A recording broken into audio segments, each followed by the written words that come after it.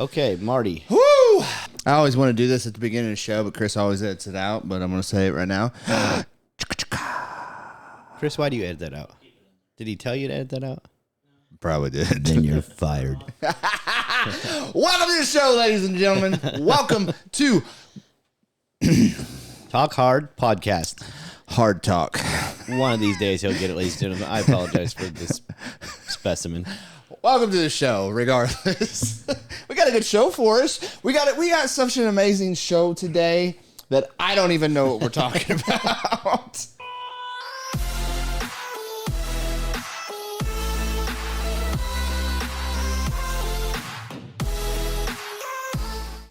What are we talking about today? What's going on in your world today, Brian? I know I got Chris Cobb over there chewing on his fingernails, so...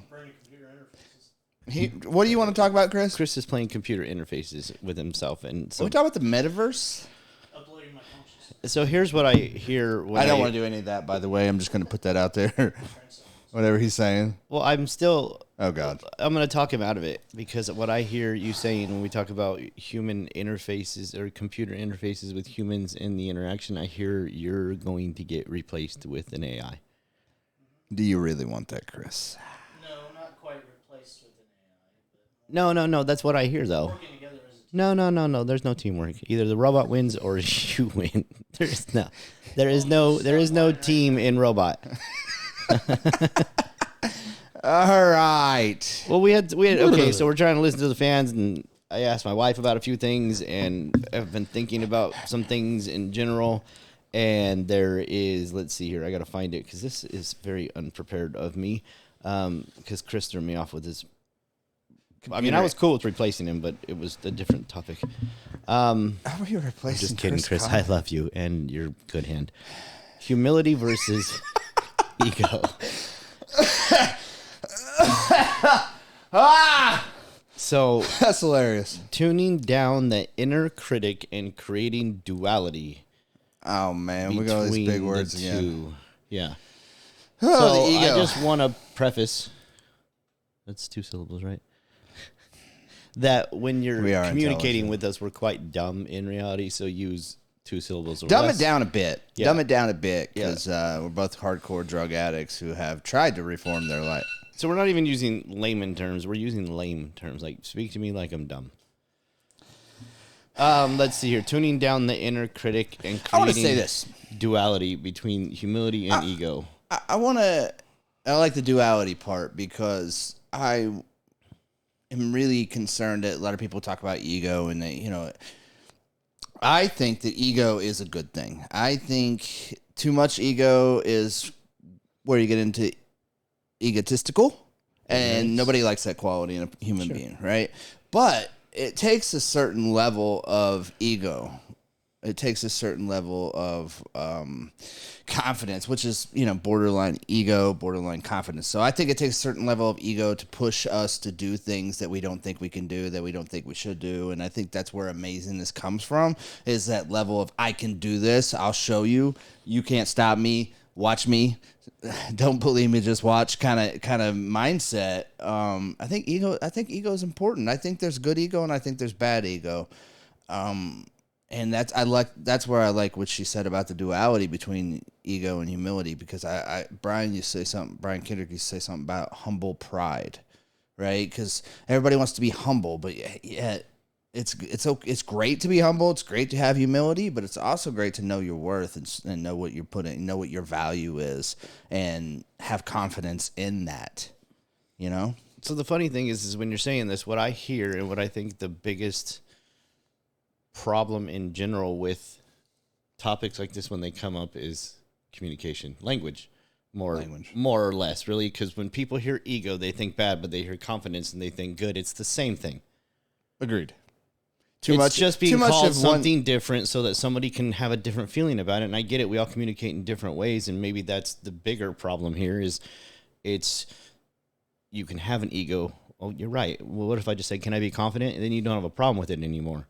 So where is it's a sensitive barrier and sensitive line with people where it's like, I can say that I'm confident, but I can't say that I have an ego. But in reality, it's the same thing.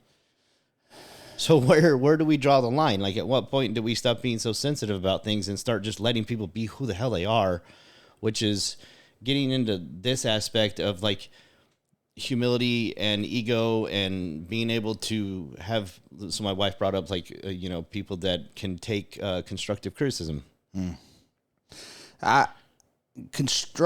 If you can't take criticism, like you have a problem, right? You have an ego problem. This is what I mean, right?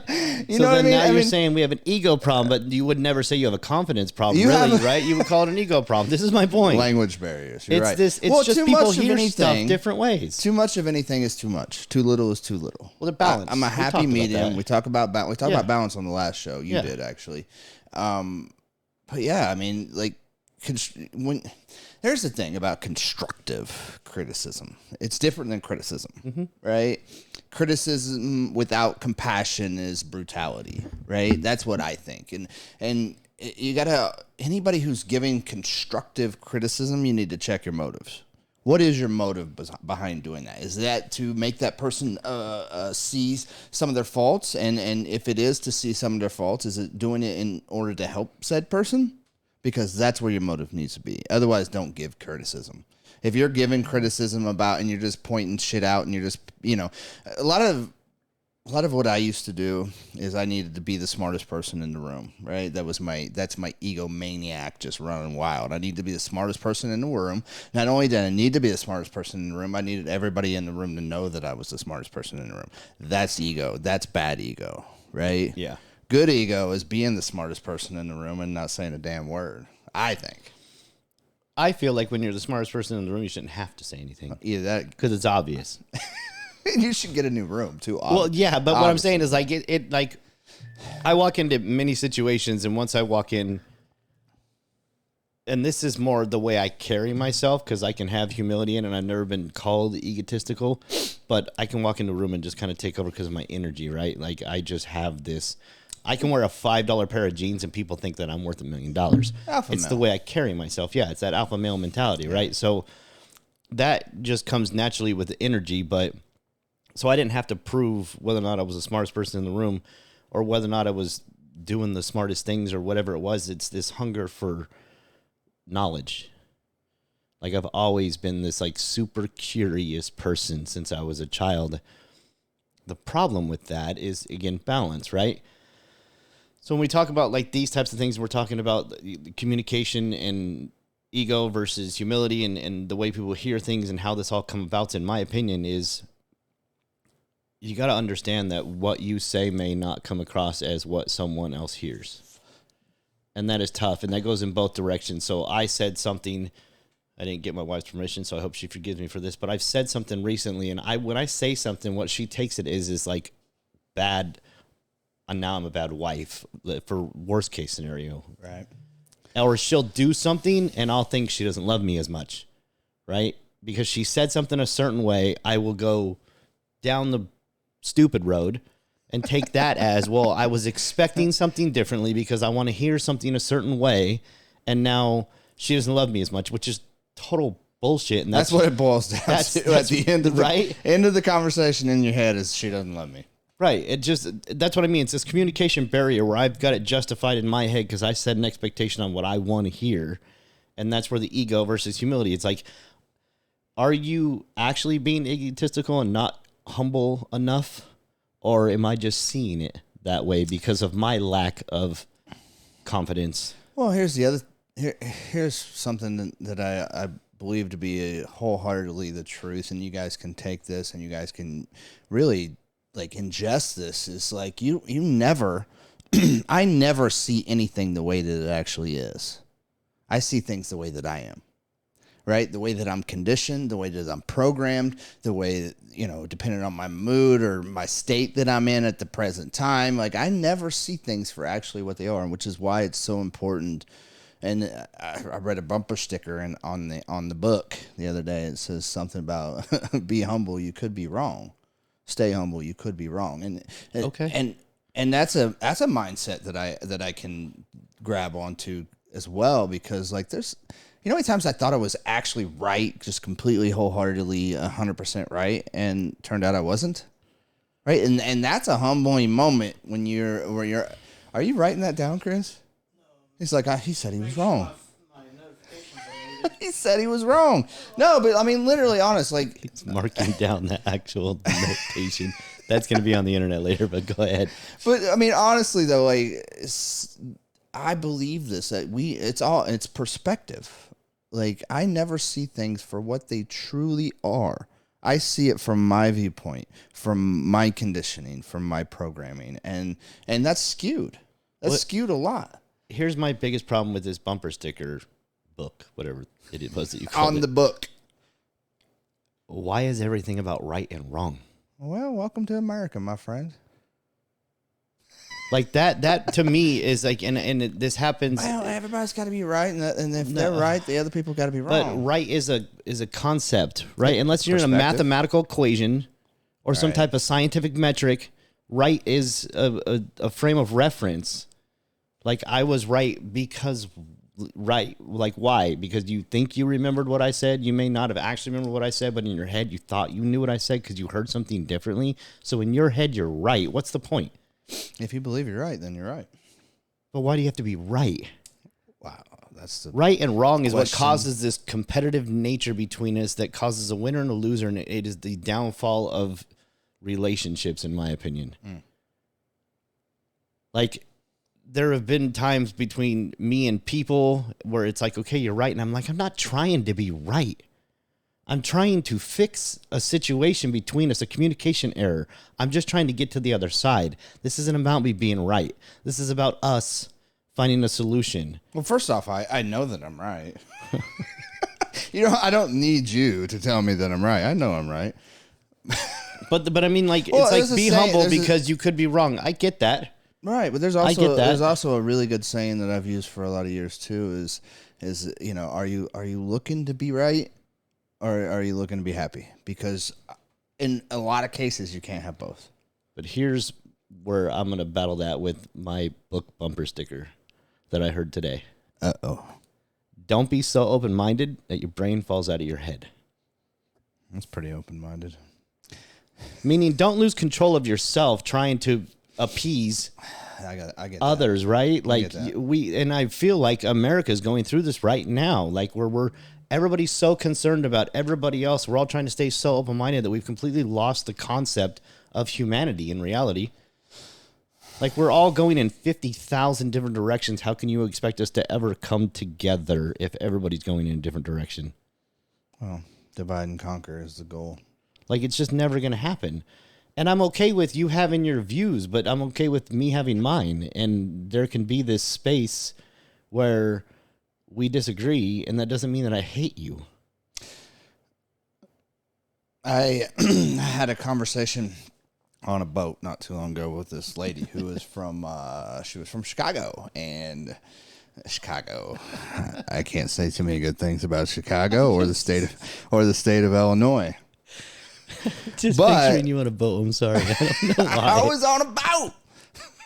I was on a boat, and Okay. some of my views might have come out, right? Some of Okay. my political views. Okay. Which I don't tend to allow them to come out too often because of this. Well, again, it goes right back to what you said. If you tell people how you feel and where you stand, then it's going to piss off 50% of Someone, for everybody sure. you know. 50% of everybody you know, right? So I kind of let it be known, and little did I know that, like, hey, she's from Chicago. Like, Yep. That 50% quickly jumped to 90, Okay. being from where she's at geographically. Got So, I pulled back and I said, you know what? We can be. We don't have to agree with one another. We can still be friends. And the point of all that was, we didn't say another word to one another. That's what I mean. Like, this it was is sad. over. It was over because we didn't agree, and we had different beliefs on different topics, and it, that's okay too. Like, I don't need to be friends with people. And listen, I'm going to attracts like. So who I am and what I am and my beliefs are going to attract those beliefs, those people, those types, right? If I'm positive, I'm going to attract positive people. If I'm negative, I'm going to attract negative people. If I have a certain belief, then I'm going to attract those types of people. And honestly, it's better that way. But not that I don't believe that I could be. It's hard. It's hard. You have a total belief than I do, a total different belief than what I do, and for us to be friends when I think you're an idiot is hard. Chris thinks he's a robot. I'm not so sure that he isn't getting transformed. But anyway, like, yeah. It's hard to, like, because there's some things that you believe in that you have stance on, and you're that's who you are. Your belief system is who you are, and to have somebody who in your life that complete opposite of that is like difficult. And I'm not so sure I'd hang out with the other type. I don't want to talk about political, but I really don't have a lot in common with people who believe differently than I do when it comes to that specific topic. Okay. Because I'm just like, you're an idiot. Well, here's what I've been learning, and that's ego. It's funny that you bring this up, because when you say like attracts likeness, like it on some level will work against you, because I feel like you have to earn it, right? So lately, over like the past month, I've been in this space for so long where everything was just going so damn good, it almost seemed effortless, right? Yeah. And then it was all of a sudden like, now the world was like, hang on, buddy, I'm gonna make you earn this month. I had the same mentality, had the same things going on, but something shifted. And now I'm getting a lot of pushback in space where I'm not used to it. My routine is the same, but now I'm having to fight for that right to be that person. Like, to keep that belief. It's like, if you want to go religiously, it would say, make a plan and God laughs at you. All right. Or when you're doing good things, the devil's going to come after you. Right. Right. And so it's those type of things. When I was like, instead of viewing it as now I'm not getting my way, I was viewing it as now this is the rough part of the road where I'm hitting the hurdles, and it's time to kick your boots off and put your running shoes on and start tackling these hurdles, right? Because this is just part of the journey that is going to happen. So sometimes I feel like that person came to you because of your beliefs. I needed because you needed just a little like, hey, bud, you're not the only person in the room at all times, and maybe we should be okay with it. Now, well, I want to say this too, because I think this is an important part of what you just said is like, guys, like, if you're in a room where everybody is gassing you up and everybody is on your side, whatever side that may be, and everybody's like got the same belief systems as you, and like you said, you went through a month or two where everything was just effortlessly, things were flowing, things were moving. Like, for me, it's incredibly hard to grow in any sort of way when everything is going good. Like, being able to constructive criticism period is what I need. Because a lot of times criticism hurts. It hurts your feelings, it hurts your ego, it hurts your pride. You're like, holy shit, and then you start going down this rabbit hole of like, oh God, when I'm wrong. And then you start thinking about, well, now I look like an idiot. Now I feel like an idiot, and I'm not smart enough. I'm not good enough. Oh shoot. And that's where, you grow. You grow. Well, you can look at it two different directions. I choose to grow through that. Like, if something hurts my feelings, or I'm struggling at this or that or multitude of things, then that's where I'm growing. That's where because I choose to push through that. Or you can sit back and say, "Oh God, this sucks." And then put yourself in that victim mindset that we talk about a lot. Well, there's obviously multiple ways to look at things. We talked about perception before. You can go back and listen to all the other stuff we babble about. The other part, I'm back to listening to like way more audiobooks, because I kind of fell off it for a second as I was just feeling overwhelmed and took my little break. But as sabbatical. It's my little like my brain was hurting. He took a brain sabbatical.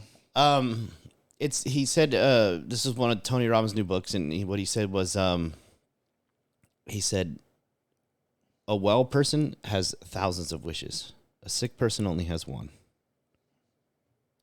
That's deep. Right? Right. And when you think about that, and then like my wife brought up as I was texting her, like, hey, what should we talk about? Like, what are you thinking today? And something her dad likes to say is, today is the first day of the rest of your life, which is one way to look at it. There's the other side of the fence. First off, today is the only day of the rest of your life because you can only live them one day at a time. 24 hours. That's another way to look at it. And then there is the way of, if you woke up this morning and you found out that you were going to die tomorrow, I am more than willing to bet you would do more today than you ever have. Don't you love that saying, like, live today like it's your last? Like, live every day like it's your last? Right. That's so, like, impossible. Gary Vee does this when he wants to get motivated, and he's talked about, like, I imagine my mom dying.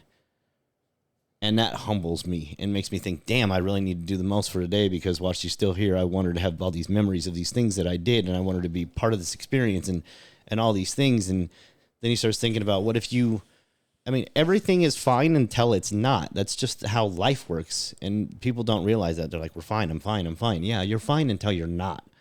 And when you're not, that's usually when things shift, and it doesn't have to. So where is the breakdown in how that all gets to shift? Meaning, what does it take? Well, a lot of people out here have been through tragic moments, like, and it's easy to lose that. Like, for me, been and a lot of people in recovery, especially. You know, we went through some very tragic, very hard, very, hopeless states. You know, and to come out of that, I think that's where the reference to the pink cloud happens, is because we've survived it, and then now we're on fire, and now things are great. But it's easy. Like, I used to have a saying that I said all the time: I didn't get sober to sit on the effing couch, right? And I think so many people, I think a lot of us out here, we lose that fire, that hunger. And it's important, like, and what it takes is something to slap you in the face, whether it be your mom dying, you want to put yourself in that situation, mentally, like, what would I do if my mom was, or, just something comes along, life on life's terms, smacks you in the side of the face, and then you get real humble real quick. Because we get caught up in life, we get caught up in our jobs and our kids and this and that and going to this and PTA and all these different things, and Right. and we forget. I've built-in forgetters of how bad it used to be and how good I have it now, and that's a humbling. When I can do that, sometimes I do it daily. Sometimes I go weeks without actually, like, stepping back and saying, "Holy shit!" Like, I remember.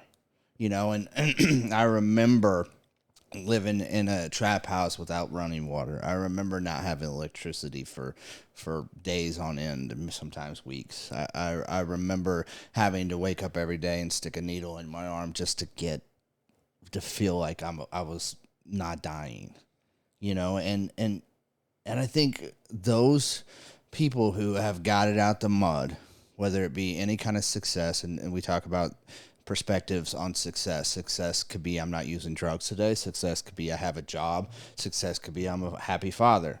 Success could be, I've got a great career and making lots of money. Whatever you deem as success. But it's easy when we get that to forget how bad it actually was. And it's very important for me to put myself in that mindset once in a while. Okay. Because I don't appreciate a lot of things. I don't appreciate a lot of people. And I don't appreciate where I'm at in life because I'm too busy caught up in this damn rat race that we as human beings seem to get caught up in,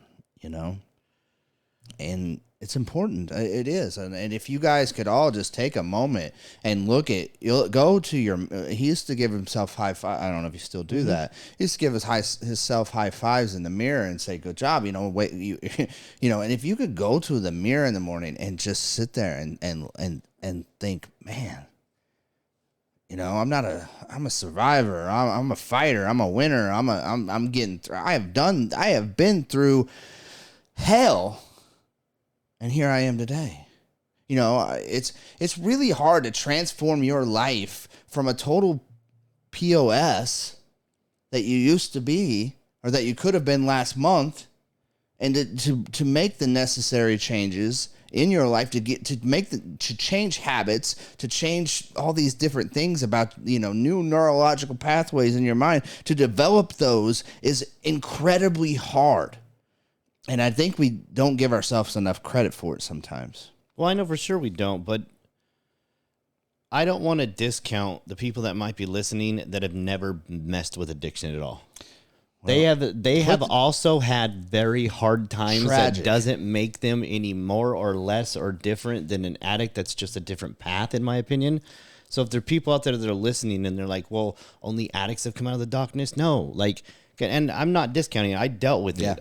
Over 10 years of messing with pain pills and heroin and plenty of other stuff before then, right?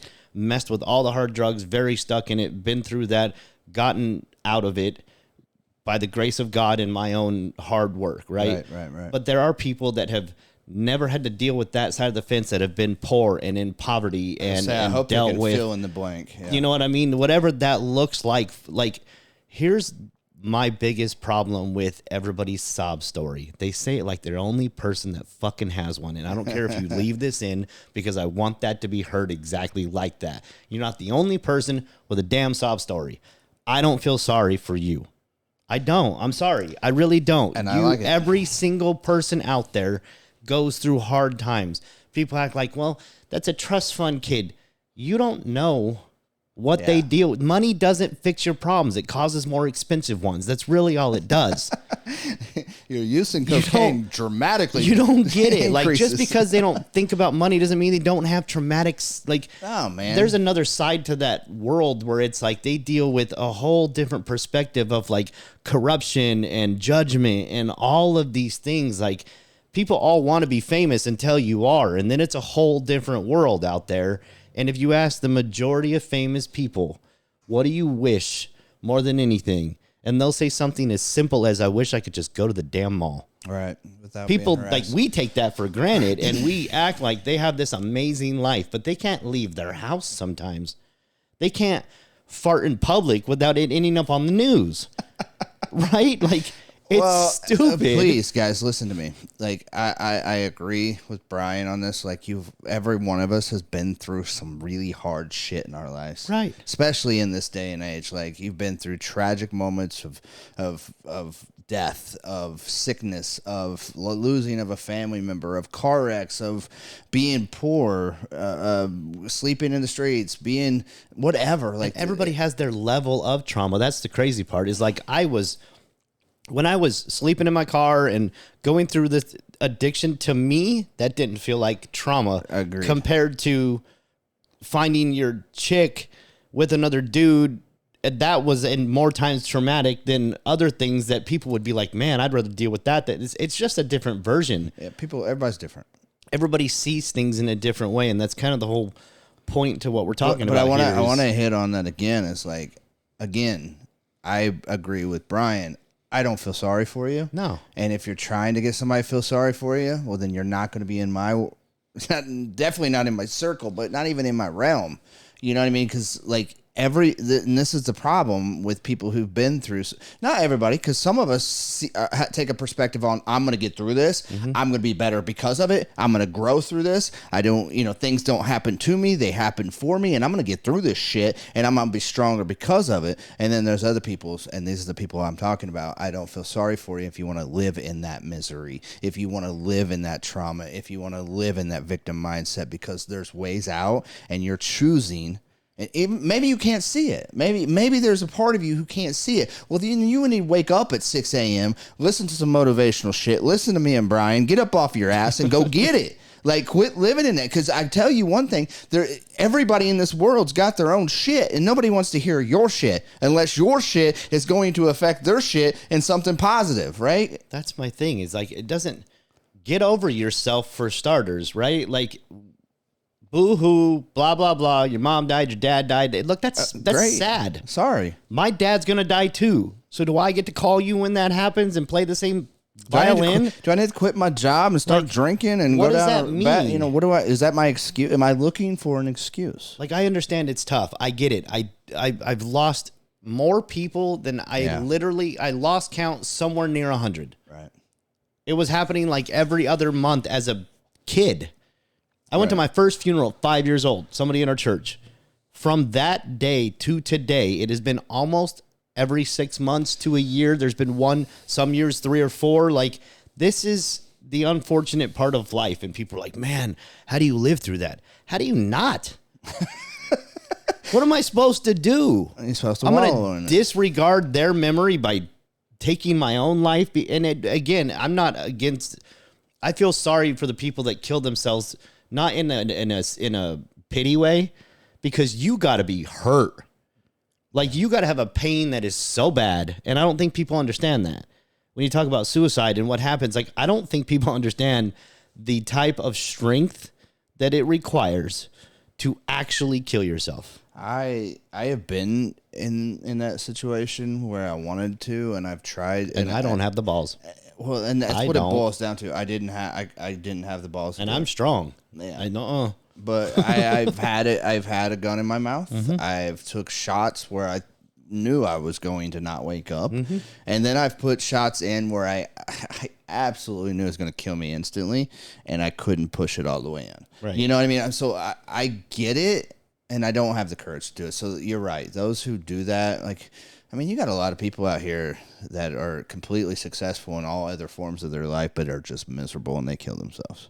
You know, so there is people that are like unbelievably successful that kill themselves because of a different level of pain, right? Like, they can't handle the pressure of all these people judging them, and they can't stand who looking. And then there are people that just actually are medically have a condition that you just like, when you feel like you're going crazy, but you don't feel like you're crazy, that would make you want to kill yourself. Yeah. Like, I can't even imagine that, because it literally is not something I've ever experienced on that level. Like, I felt like I was going crazy, but I knew I was high. It's like, I know there's a giraffe in the front yard, Like, when you're but I literally also creeping out know the that people. there is not. Right. Am I crazy? No, you just need to go to sleep, big dog. My big thing with people is just like, here, I'm going to repeat this until I'm purple in my face. I'm choosing Good job. to not. Yeah, Good there job. we go. Swallowed that one. Yeah. We spend so much time trying to deal with everybody else, right? I'm trying to appease everybody else. I don't know how many billions of people there are on the planet, or hundreds of millions, or whatever the number is. I 7 know it's a billion. lie, right? I couldn't make you all happy if I wanted to, and I don't want to know all of you. I don't have the time. I don't have the space. I don't have the cell phone coverage. I don't want to deal with that. So why are we so concerned with the billions of other people if you would stop what you're doing and get concerned with what you're doing and then yourself? And what people don't understand is, like, I'll never fix that. Why are you trying to? Why are you trying to fix things? Why don't you fix yourself? Understand that you'll reflect that. And as you reflect that and cause that energy, that will naturally create change in others. Your energy makes things. Your energy is so important, guys. Like, have you guys ever been, you know, it's, energy is everything, right? And okay, so scenario, a house with a wife. I hope that doesn't offend nobody. A house with a wife and 3 kids in it, right? Is there a picket fence? And wife's making dinner because they talked about it, her and her husband, and they decided that she was going to make dinner that night, and so it's not like it's sexist, okay? In this scenario, they had previously discussed it. He cooked the night before, if that makes you feel better. All right. Okay. So wife is in the house, and she's cooking and she's cleaning and she's dancing. They got the little radio playing there, and the kids are running around, you know, doing kid shit and laughing and having fun and running and bouncing off shit. You know what kids do, right? Right. And then the husband walks through the door, slams the door, starts grumbling, starts bitching, starts, you know, had a bad day at work, and next thing you know, wife turns off the radio, the 3 kids run to their bedroom, they shut the door, the wife's not dancing, the wife's not cooking, you know, doing her thing. The whole atmosphere in the house changed by that one energy. You know? Let's take it a step farther, because I've actually experienced this myself. I've been this guy. From my own I energy. have been this guy. From my own energy. where I will walk in a room and everything shifts because I'm in a bad mood. Right? It does. Like, I don't have to say anything. It's contagious. I can just be in the room and I can be trying to even fake it to be like, I don't want anybody else to experience this, but I'm kind of just naturally like who I am is who I am. You're going to deal with it on some level. And so my energy, I feel like, is stronger than others because I don't fake anything as much as possible. This is just who I am. Take it or leave it. And so my energy can shift a whole entire room. Guaranteed. Because that's what happens, right? So this is a scientific fact, by the way. Y'all can look this up. Like, we actually carry hertz, and they do travel, and they're known as an energy surface. A vibration Yep. is energy. Now Chris is trying to... Brainwaves. But it's true. computers. It's like, it's everything is connected in this universe, and everything's connected through vibrations and vibration, because everything is moving in this universe, and everything that moves causes vibrations. Vibrations is a hertz, it's a frequency. And so when you walk in a room, and that's how we're all connected forever, right? Because you absorb those frequencies. And my question to you and everyone out here, would you rather be the person, and I want to be, I got sober, and this is me because talking everything about recovery, because that's where I am. I got sober because I spent 20 years in that negativity, that chaos, that misery, that grimy, parasitic, just human nature of a credent, right? And then I got sober, and I'm like, I don't want to have that energy no more. I want to walk in a room where people are kind of down or out or just like uncomfortable, and I want to bring that frequency up. I want to walk in a room and everybody is like, okay, happy. They start smiling, they start laughing, they start forgetting about their problems. That's what I want to be. So I want to be that husband that comes home and turns up the radio and starts dancing with my kids around the, I don't know. Maybe I'll step on a Lego and run it all. But, I don't know about you, man. But what do you guys want? Do you want to be a negative, parasitic person? Or do you want to be an energy-filled life being who makes people happy? Well, here's the thing. Even like, so this, ironically, or maybe not, comes all the way back to this comment on ego versus humility, right? Like, let's just be honest about the situation, and even what my wife had texted me about the way people do this whole like constructive criticism and comparing yourself to others and living today, or today's the first day. It's the reality of balance and everything that you do. And if you focus on the balance in everything that you do, and you are focused on, and you can feel it, trust me, because when I'm knocked out of balance now, and the more you work on it, the more you become in tune with it. Just like when you go to the gym. When I first started going to the gym, I just felt sore. Then it would get to the point where as I was working out, I could actually feel the fibers of the muscle inside of my body firing in different ways because I was becoming so connected with the muscle tissue. And you can research this stuff too. Bodybuilders will speak about this, the mind to muscle connection. If you want to become a top level bodybuilder, you have to learn to connect your mind with the muscle that is firing to get it to shape the way that you think about. Agreed. I see the muscle a certain way. I have done this numerous times, and I can contest on the, I can attest on this, and it's actually true. So this all comes down to the reality of you as a person. So what does that look like? What does ego versus humility look like? I don't know, because I'm not you. I know what it looks like to me, and that's all that matters. And if you don't like that, maybe you should worry about that, because that's none of my business, and I don't have time to deal with it. Just to recap too, like, ego is important. It's important to have that confidence. For sure. To have that. If you're going to do anything great, and great is perspective, what you deem as great, right? So if you're going to do anything great or profound in your life, you better have a certain level of ego, and you know what I mean? But nobody wants to be around an egomaniac. Nobody wants to be around somebody who thinks they're better and everybody's smarter and everybody and all that shit, right? So keep that in check. And in the way that you can keep that in check is be around other people who are going to call you out on that BS, which is the constructive criticism that comes along with people. Because I don't criticize anybody. If I don't like you, And I just don't want nothing to do with you. I tell people that all the time. Don't worry about when I'm talking about what you worry about when I stop. Yeah, because that's when I don't like you. Because that's when you're just not on my radar. If you're my friend, if you're my homie, I'm going to, they say, I'm going to criticize you. I'm going to say, look, man, that's messed up, man. What are you doing? You know? Yeah. Well, it comes down to like the duality between the two, right? And so, again, It's a my whole balance. point is like, I'm not worried about who you are. You need to be worried about who you are because I don't have time to worry about who you are. I can't do anything about it. So what am I worried about? I can't change you. I can't figure out who you are. You need to. And so if you're listening to this, spend some time focusing on who you are and let your reality speak to you. And who you are today may not be who you are in 10 years from now. Even if you're an amazing person, you can be an asshole 10 years from now. Let's just be real. Things shift.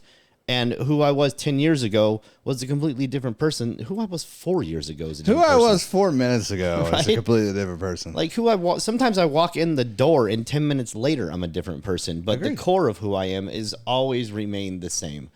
Who I am is a person that has genuinely always had compassion. And you want to talk about like a creepy energy? My grandma died in 2000. And I remember sitting on the couch with somebody and like I had friends over and I was sitting down on the couch. I was selling stuff on eBay. I used to sell autographs in California because it was easy to get your own autographs? Money. No. Because the Lakers were nearby. But anyways, I digress. When you sit in a room with someone, like I felt the energy of my grandma because I felt like we were so connected. And I said my grandma's going to be dead tomorrow. And she died at like 4 a.m. That's kind of creepy, bro. I'm going to keep you away from And me. for a while I felt, well, no, I'm talking about like, this is just when you genuinely feel who you are as a person and you know who you are and you understand who you are. I was in a fight with a girl one time. I was like 22 years old and I looked over at my boss and I said, I need to go home because my girl is throwing all my stuff out of the house right now. In that moment, that's what I imagined happening because of an energy I was feeling. When I got there, that's actually what was happening. But I didn't know that. No one had actually said it. It was just when you're connected to people and you understand what's going on in your life and you don't fight it, you can feel things. It's called an energy source. This whole mother's intuition is not bullshit. It's real. Your mother is so connected to you because she gave you life. That's just reality. So this isn't like my mom is, can predict the future. She's connected. Like, no, that's just people are connected and embrace that. Like, we're all so turned off by this. Intuition is very powerful. And when you're connected, you're very intuitive on, like, I said this many times, like, intuition is my superpower. Yeah. You know what I mean? Because I'm connected with people on a level that I can I kind of know what people are going to do a lot of times before they do it, and that's just intuition and that's energies and that's being connected. I just wanted people, because we'll finish this here, 'cause again, we're listening to y'all, so we're trying to wrap these up in shorter terms. Stop being so, we only believe what we can see typically. Stop being so turned off by the reality of other things being possible, because just because you can't see it doesn't mean it's not real. Stop fighting hard times, right? Stop fighting struggles, because those are where you grow the most. Everybody wants to avoid struggles. Everybody wants to avoid people that criticize them. Not me. Let's get through this. Let's grow. Absolutely.